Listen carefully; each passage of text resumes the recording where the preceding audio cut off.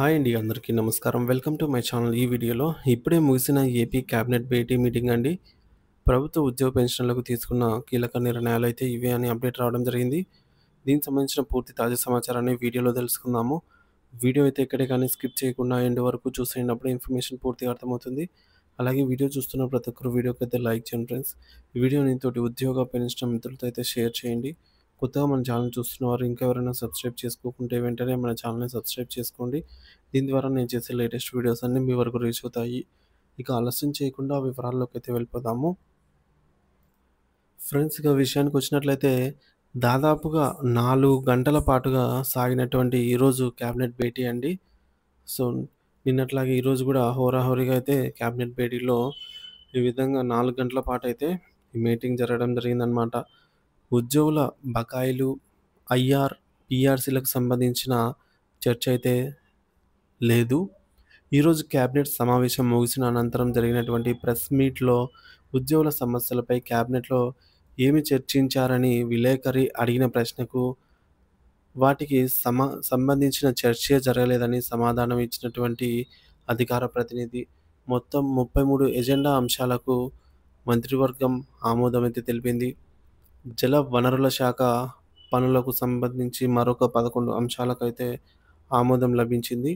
AP circular economy waste recycling policy 4.0 2025-30కి ఆమోద ముద్ర అయితే వేసుకుంది. ఇక పర్యాటక ప్రాజెక్టులకు ప్రభుత్వ భూముల కేటాయింపు మార్గదర్శకాలకైతే ఆమోద ముద్ర లభించింది. అధికారిక భాషా కమిషన్ పేరు మార్పునకు క్యాబినెట్ ఆమోదం అయితే తెలిపింది. ఇక మండలి వెంకట్రావు అధికారిక భాషా కమిషన్‌గా మార్పుకు ఆమోద ముద్ర పడింది. సాగు భూమిని వ్యవసాయేతర మార్పులకు ఆహ్, నారా నారా చట్ట సవరణకు ఆమోదమైతే లభించింది. ఇక 51వ సీఆర్‌డీఏ సమావేశం ప్రతిపాదనలకు క్యాబినెట్ ఆమోద ముద్ర అయితే వేసింది. రాజధాని పరిధిలోని 29 గ్రామాల్లో 904 కోట్లతో మౌలిక వసతులకు సంబంధించి అయితే ఆమోద ముద్ర లభించిందనమాట. మరి నిన్న జరిగినటువంటి జేఏసీ సమావేశంలో వాటికి సంబంధించి సీఎస్ గారు ఇంకా ముఖ్యమంత్రి గారితో తెలియజేశారా? లేదా?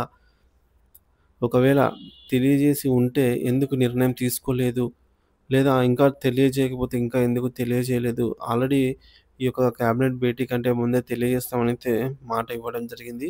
మరి ఏ కారణాల చేత తెలియజేయలేదు ఇంకా ఈ యొక్క నిన్న జరిగిన ఆహ్, జేఏసీ సమావేశంలోని కీలక అంశాల గురించి సీఎం గారితో ఇంకా చర్చించడం ఎందుకు చర్చించలేదు? ఇవన్నీ కూడా తెలియాల్సి అయితే ఉందన్నమాట.